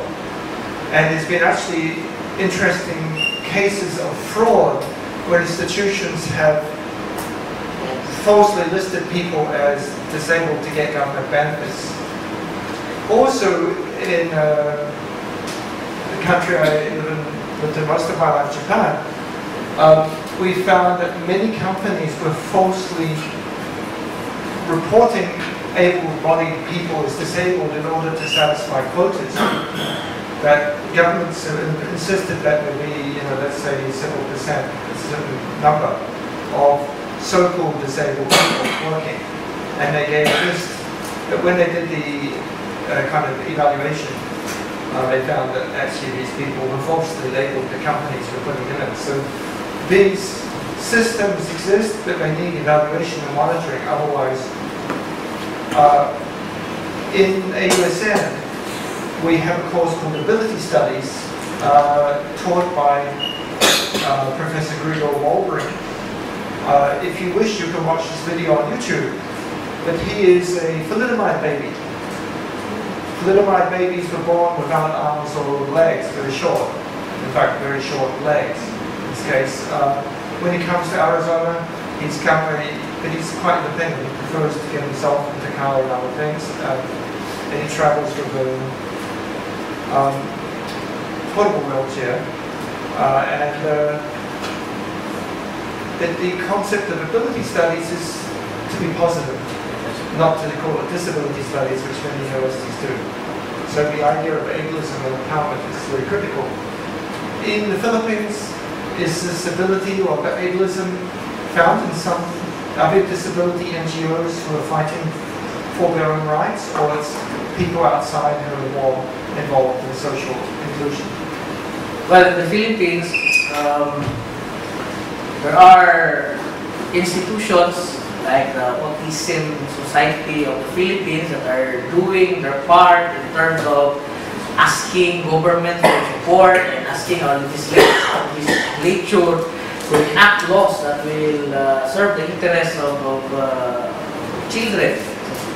But if I were to comment on your comment, the idea is there must be more institutional accountability. So, the part of, say, these institutions or even workplaces. And if need be, should there be punitive measures, then these people, because it's corruption, they must be punished. And I suggest they must be doubly punished for taking advantage and for exploiting the situation of these children with disabilities. It's important that people exercise their moral responsibilities, but more than that, there must be that sense of social accountability also. Because it is a problem that is not brought about only by one individual, but it is a problem that is brought about by social discrimination and bias. And so basically, to be able to solve oppression, you do not need a hero to be able to do that. You need the society to hold itself morally accountable for such problems. But these things can be solved, so I suppose, because we have witnessed so much evil in this world, yet we have actually eliminated some of these evil people and some of these evil practices. So even the discrimination against women, we have seen developments and improvements as regard to women's rights and including gay rights. So it's difficult because you have a lot of enemies, humanitarian values, religious values, political interests. But I think if people understand that there is something morally good, so I suppose the society will find that coherent effort to be able to achieve what is just and what is beneficial to each and every one in society. Thank you, Ryan. Other comments? Tama, please, could you come up? Thank you. Thank you for your wonderful presentation. I just wanted to share a personal story with you. Maybe to make things look a little brighter. Many years ago when I was dean, it was the first days of my deanship, and it was the first unsubsidized college in Israel, so I practically could do whatever I wanted. It was 7 o'clock in the morning, and in comes a couple with a boy younger man, and I sensed that something is different in him, but I didn't really know what. And the mother is telling me that he's one of twins, and while she was giving birth, his sister came out, okay? And he was afterwards was diagnosed as having Down syndrome. But you know, Down syndrome, they vary. I mean, there are some of them who are more capable of doing things. And what did they want from me at 7 o'clock in the morning when the boy is now 18? And his life dream is to study law. And there was nobody to consult, nobody in the corridors. I was so new in my chair that I didn't even know who to ask. So by the hunch of the moment, I told them, let's try. And we tried. And he studied law in our college for 3.5 years. His mother came every morning with him and sat all through the day. And then we asked the students to help in the afternoon with the preparation and everything. He had oral examinations. I mean, the whole school was working to help him. When he finally finished his studies, we held a big ceremony in the Opera House in Tel Aviv, which is a very large place, and he was on a wheelchair, so I came down to him to give him his diploma, and we specially prepared a special diploma for his mother, and we wrote and we put the signs of the college, and everyone was crying, including me. And since then, he's still working with the judge, a friend of mine, as a paralegal, and twice a year in Rosh Hashanah, which is the new year, the new Jewish year, and Passover, twice a year, at 8 o'clock in the morning, a day before the holiday, I get a telephone call from Do saying thanks again. So this is just a tiny story which tells you how little decisions can change somebody else's life. So thank you. Thank you so much, Professor, for such an inspiring story. Other reflections or comments?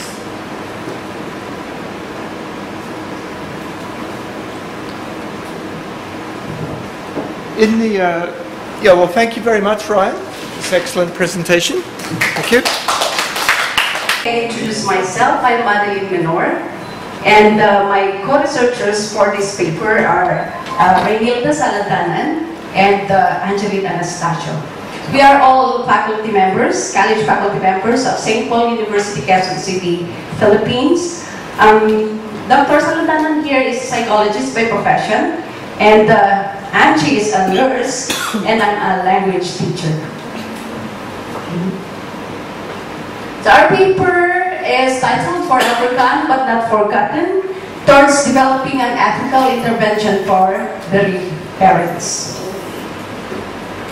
In line with the threefold functions of a university, which are instruction, research, and community extension, our study aims to expand the services of the university to its partner agencies through conducting a research that would promote collaboration and complementation. And this is aligned with the vision mission of our university, which is to proactively respond to the challenges, needs, and demands of a changing environment in collaboration with our strategic partners for complementation and resource sharing. And so for this study, we try to explore the concept of loss and grief based on the experiences of the bereaved parents during the process of grieving, its effects on them and their relationship with others or with their family. and the coping mechanisms that help them to move on.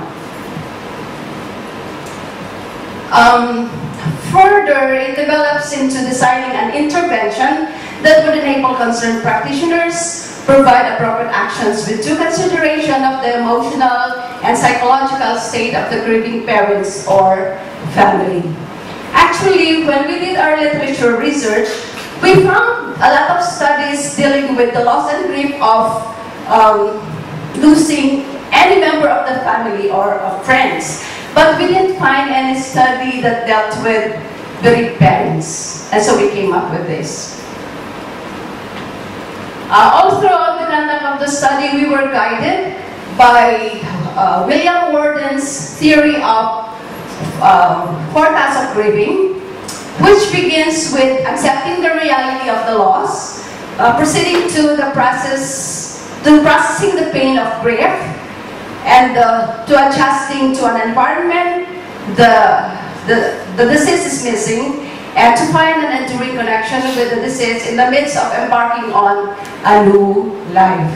But actually, this theory is flexible. It's not sequential. It's not procedural. So one step, you can jump from one step to another as the need arises.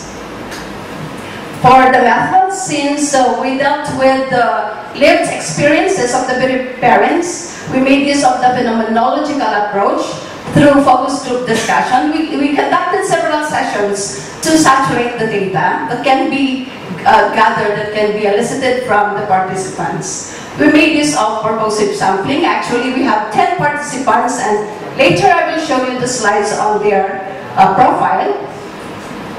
There was only one criterion that we use for the selection of parents, and that is that would be those parents whose child died of natural cause. That excludes parents whose child died of suicide, because that's something very, very sensitive, and that's something that needs really an expert to deal with. We made use of, or we gathered informed consent from the participants. And later, since this is a study in progress, the participants will be informed of the results of the study. Okay, so looking at the profile of the respondents, we have 10. We asked them of the age of the child at the time of death, the child's gender, the child's ordinal number in the family, and the cause of death. So you have there the data. Actually, so we now go to the results. The first question asked was, what are the experiences or reactions of parents along the process of loss and bereavement? Actually, the first question that we asked them was to give us one word to describe their feelings or their experiences. And they could hardly say one. They could not give us a word. Because perhaps it's due to the fact that the experience is too painful that no parents would even like to talk about it, even after long years of experience. And perhaps because, well, I believe that language cannot approximate or cannot exactly describe the painful, the depths of the pain that a parent would experience from the loss of his or her child. Okay, so for the first question, what are the experiences or reactions of parents along the process of loss and bereavement? We categorize the responses into 4. These are feelings, cognitions, behavior, and physical sensations, which are actually aligned with Worden's theory of 4 tasks of mourning. Along feelings, the responses of the participants were the following. They felt miserable, shocked, deeply hurt, they felt guilty, they felt helpless, they were regretful, and they felt remorse of conscience. Under cognitions, talks about thoughts, they're thinking. They were blaming others, they were questioning God, they were confused, and there was loss of focus. For behavior, some of them said they were dazed. They would they would look blankly in the space. They were dumbstruck, cannot bear seeing the dying child. They were hysterical, wailing, not just crying. They were wailing. They had regrets, denial, avoidance, and depression. And for the physical sensations, they felt numbness and they experienced sleep disturbance. For the second question, when we asked them about the effects of the loss on them during the process of bereavement, we categorized their responses into two: the adaptive and maladaptive responses. Okay? For the adaptive responses of the parents, they said they developed closer family ties. They became more careful with themselves, especially the mothers, for their subsequent pregnancies. And they became more caring to their other children, and they had strengthened faith. For the maladaptive responses, the parents said, some of the parents said they envied the parents whose children are still alive. So they were saying, why me? Why my child? Okay. They became overprotective of their children. Some of them were unable to move on. Some of them were clinging on to memories. Actually, there was one mother whose two children died, one after the other. Okay? And 10 years had passed. She was still crying when she was sharing the experience. So she really clung on to the memories. Some of them said they were irritable and unforgiving.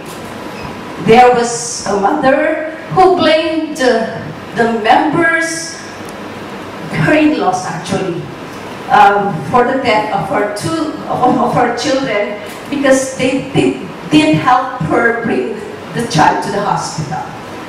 Okay? So it was like she was blaming them. Until now, she was still crying, and so there was no closure. For the third question, what assistance were provided to the parents at the time of death? The responses were very limited. They were saying the first and very important support was from their family, especially the husband, because most of them were mothers. And of course, the support that comes from outside would be just financial support from friends, from the local government, for the hospital bills, for the interment, funeral of their loved ones.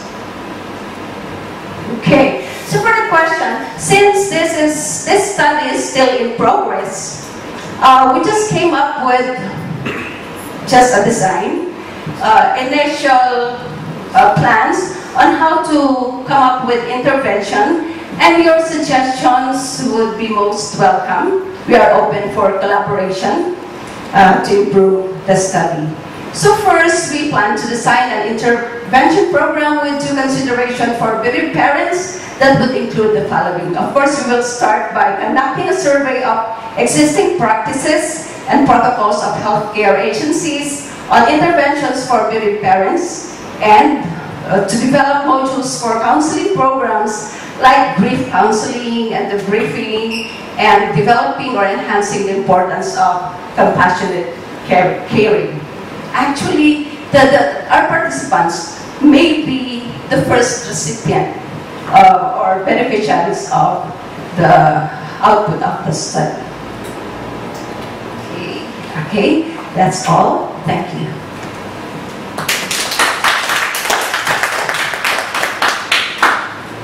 Thank you very much. Maybe for the question time, all three of you kind of stand in front. All three of you. You can stand in front of the slides so we can see you. So this, as you said, a great pain from the loss of the child, and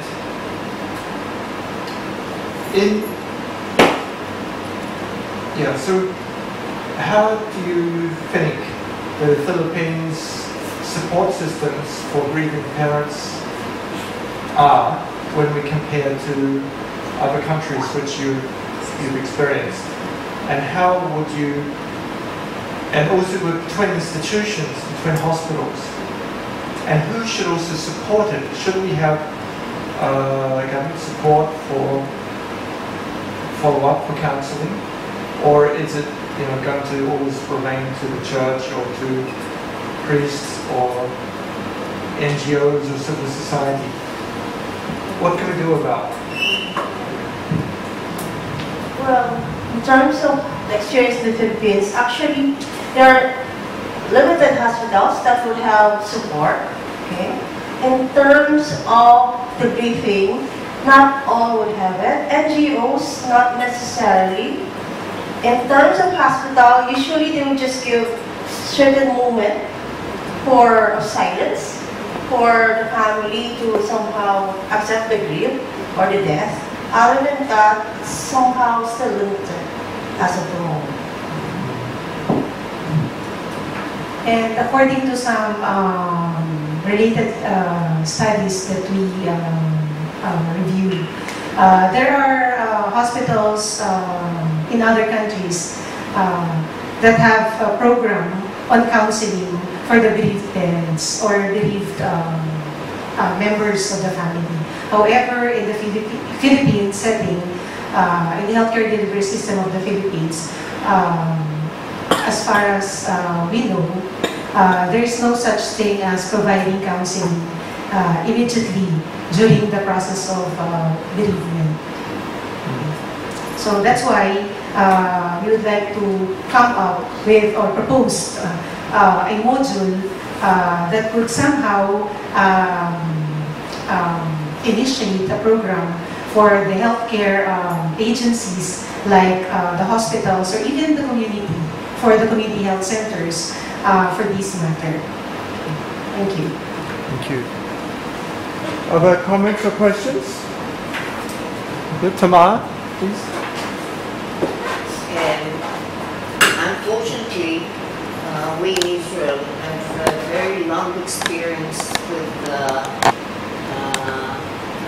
parents who lose their children when they are joining the army because of water.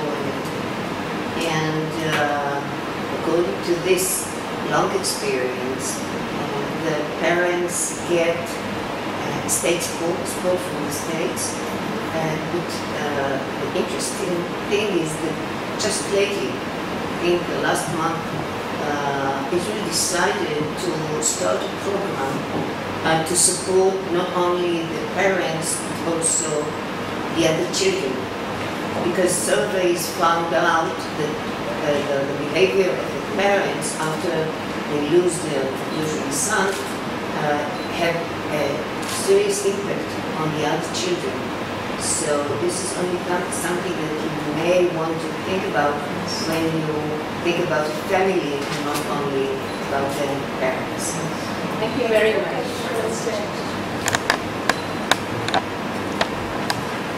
Other comments? Yes? Sarah, please. Maybe use the mic if you want, or... I'll speak loud. Okay, speak loud.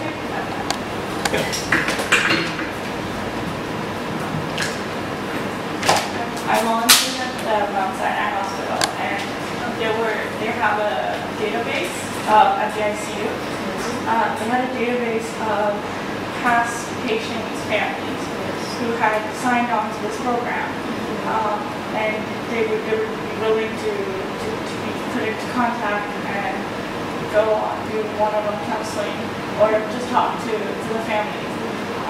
But I know that we're having troubles getting people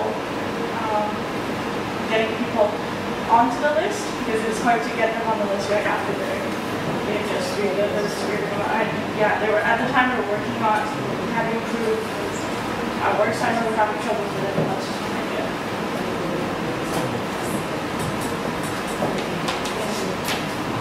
idea. Okay, Dr. Najud, please. She works in a hospital here in Bangkok. Yeah, since I work in international hospitals, so I think the grief stage 1, which we call firefighting, which is really the shock of the family, and we need to calm them down, prepare all the documents very fast for them to make them just go back and get the family or the church or whatever support they can in their country, because usually our patients are international from other countries. The long stage support is the most important, because at the start they still not realize that they lost this child, only the shock. And later when we found the room and the bed and everything is completely different. So we have also a program. We think it's effective. We started a few years ago, actually. We have a doctor. Her name is Dr. Jinda. She's actually one of the people here at this university. And she's working on a program called the Palliative Care Program, which is started once we think that the patient is in the process of passing away, that it's terminal stage disease or whatever. So we start this program. We have a nurse and a doctor. We're talking to the family, prepare them. It's really easier with foreigners. With the Middle East people in my culture, they in denial for a long time. So it's more difficult to I cannot say it's convince them, but prepare them to lose that part of person in the family, because according to our religion, we have to continue giving care until the last moment. But in another religion, another culture, like when it's end stage, like prepare yourself, stop all the active treatment, only supportive treatment until the patient passes away comfortably. So there is a program, yes, but it's different from culture to culture, from people to people. Some people, they don't accept, start to think about losing that person, which will be difficult when the events happen.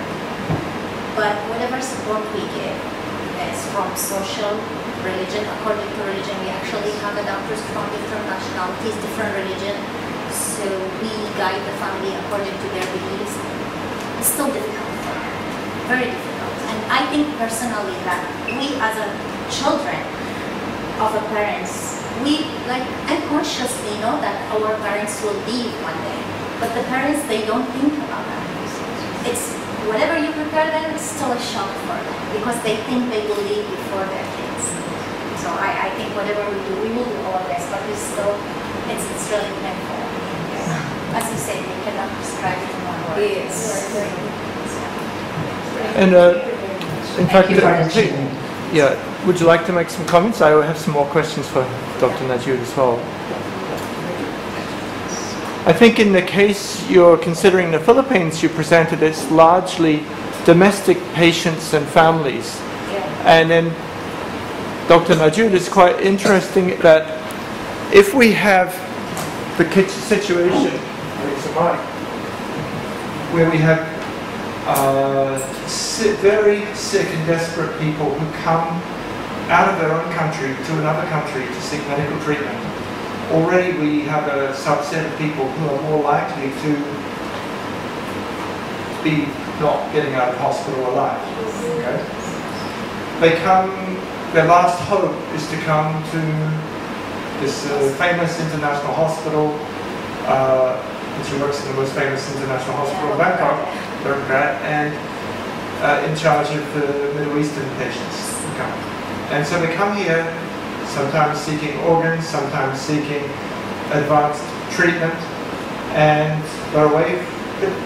Some of them bring their family. That would be interesting to ask you how they bring, because some of them who can come out of the country are wealthy. What about the poor people? They may still struggle and bring one or two people, or what's the demographics of that? Because we also have this income. It's a private hospital. You got international medical tourism, and so how do we deal with that? And then I think it's very useful, this short-term and long-term grieving. So it's also depend on the culture and nationality, because for the Western people, usually the insurance cover, and the insurance cover only for patient, I think. They don't cover for the family.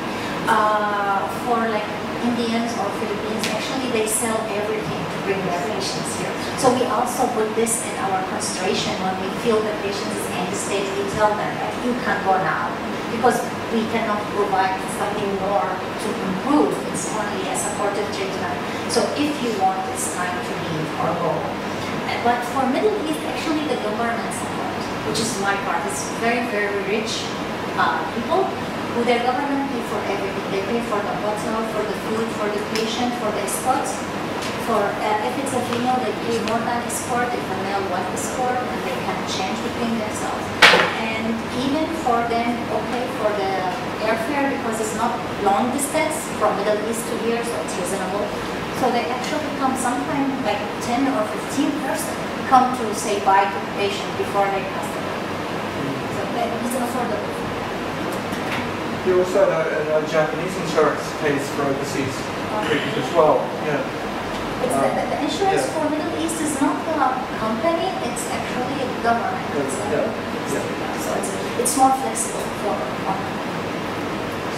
So that's inclusive, you see, insuring for the grief process as well, because there's support people coming in. And transfer the body there, everything, all the process, they pay for everything else. Any other comments or reflections? So it's quite an interesting paper, and maybe you can sit at lunch and think about some ways to extend the support system for people. Well, thank you very much. Okay.